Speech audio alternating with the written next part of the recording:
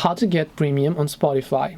Hi everyone, welcome back to our channel. In today's video I'll guide you on how you can get premium on Spotify, so make sure to watch the video till the end. Getting premium on Spotify really depends upon what phone that you use. If you're using iOS, you cannot get the premium from the app. If you're using Android, you can get the premium from the app.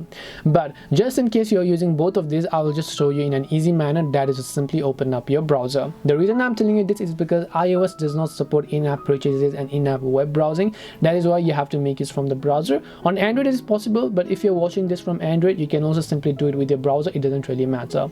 So you can simply open up whichever browser you have, and then you can simply go to this option called spotify.com. Then make sure to simply sign into your Spotify account. Now whenever you sign in, by default you will definitely get a pop-up if you're on the free account to subscribe and get the premium version. But in case you aren't, what you want to do is you want to simply tap the gear icon that you can find from the top right, and once you tap the gear icon here you'll find this little button known as premium. You want to make sure to just tap on the premium option, and as you tap the premium option over here you'll be able to see all the USP as to why you should get the premiums and so on. But if you scroll down, you'll be able to see the type of plan that you can pick and choose from. You have the individual plan if you're a solo person, you have the dual plan if you have 2 members, you have a family plan if you have more than 5 to 6 people, you have a student plan if you're a student, for which you will also get a discount.